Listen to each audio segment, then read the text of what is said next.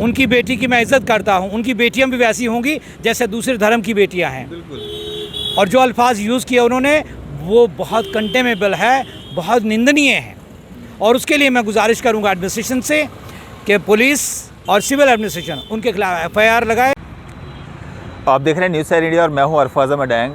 आज BJP senior नेता व फॉर्मर MLC विक्रम सिंह रंधावा जी के द्वारा जो एक विवादित बयान दिया है, जिससे जो उनके द्वारा जो एक बयान दिया गया जिसमें उन्होंने कम्युनिटी विशेष के ख़िलाफ़ काफ़ी सारे जो शब्द हैं उनका इस्तेमाल किया।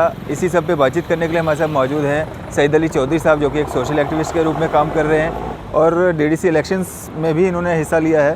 सर, सबसे पहले कैसे देखते हैं इस बयान को जो इनके द्वारा आज बयान ये सामने निकल के आ रहा है? देखिए, ये तो पहले ही है कि बीजेपी ऐसा करती है, मगर जो 4-5 साल के बाद जम्मू कश्मीर में XMLA रंधावा ने जो बयानबाजी दी है, MLC रहे हैं, ये कानूनी तौर पे भी जुर्म है। और आपको बता दूं क्या क्या अल्फाज इस्तेमाल किए। ये लोंडियाँ, मुझे लगता है उनकी बेटी भी इनके बराबर होंगी, और ये 23-22 साल की लोंडियाँ शायद उनकी बेटी भी इतनी हो।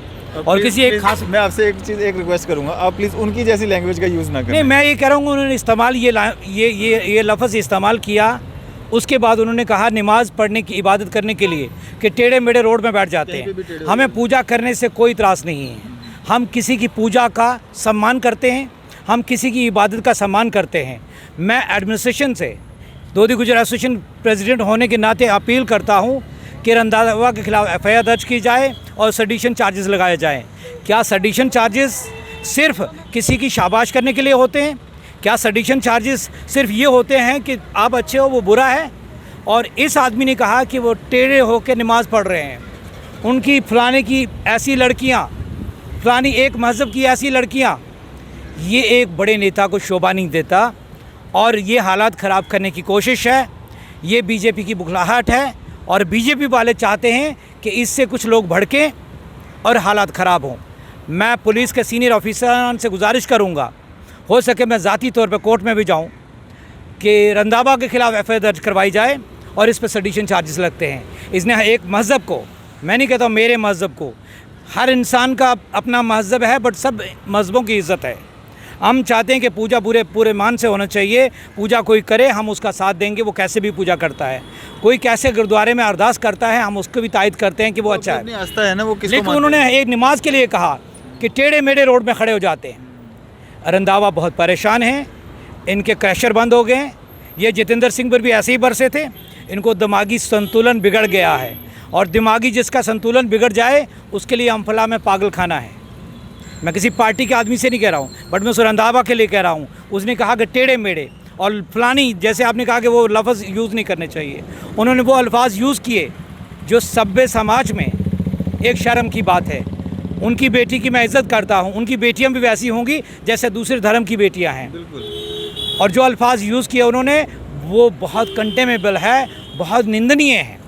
और उसके लिए मैं गुजारिश करूँगा एडमिनिस्ट्रेशन से कि पुलिस और सिविल एडमिनिस्ट्रेशन उनके खिलाफ FIR लगाए, ताकि लोगों को ये लगे ना कि किसी एक तबके के खिलाफ ही आप FIR लगाते हो, किसी एक तबके को। जैसे आप सवाल भी शायद मुझे पूछोगे कि 3 साल पहले नौशहरा में, मैंने आपको वीडियो भेजी है, नौशहरा में रविंदर राणा के खिलाफ नारे लगाते हैं किसी एक समुदाय के लोग, उसी शर्मा समुदाय के लोग, और वो पाकिस्तान जिंदाबाद भी बोलते हैं। ठीक है, सांबा में जो लड़कों ने किया गलत किया, कश्मीर में जो लड़कियों ने किया गलत किया, उसके लिए बहुत से हमारे समाज सेवक सामने भी आए, माफ़ी भी मांगी। हम कह रहे गलत हुआ। और क्या उनको जेल में देने से उनको हुब्बुल वतनी ज़्यादा फैलेगी, या उनको एक मलम देने के से उन हुब्बुल वतनी फैलेगी? नफ़रत से आप अपने आप को मुझसे प्यार नहीं करवा सकते। आपको प्यार से ही प्यार मिलेगा। आप जितनी नफ़रत बोगे, नफ़रत ही मिलेगी। मैं गुजारिश करता हूँ एडमिनिस्ट्रेशन से कश्मीर की, और यहाँ के IG साहब से मैंने गुजारिश भी की है, और अच्छे इंसान है।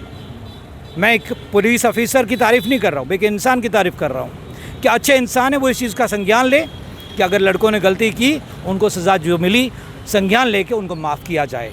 क्योंकि बहुत सारे इंसिडेंट हैं। मैंने आपको बताया नौशहरा में 3 साल ऐसे हुआ, एक FIR नहीं लगी, कोई FIR नहीं लगी उनके खिलाफ।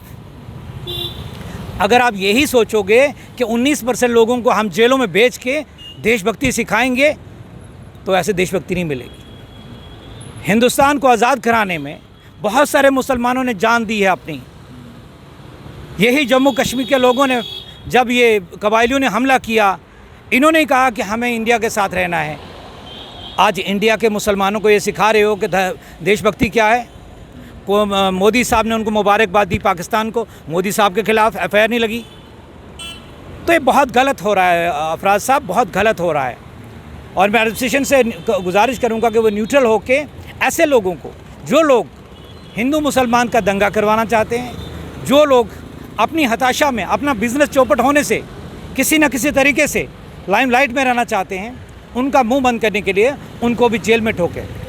चलिए, शुक्रिया हमारे साथ बातचीत करने के लिए। और ये जो एक विवादित बयान जो एक सीनियर नेता के द्वारा, जो कि पूर्व MLC व BJP सीनियर नेता हैं, उनके द्वारा जो सामने देखने को मिल रहा है, और एक नमाज का जिक्र जो उनके द्वारा किया गया है, जिसका जो अब रोष जो है वो एक समुदाय में जो है वो देखने को मिल रहा है। और मांग यही उठ रही है कि उनके ख़िलाफ़ जो है कानूनन सख्त कार्रवाई की जाए, ताकि इस तरह के जो बयानात हैं दोबारा निकल के सामने ना आए।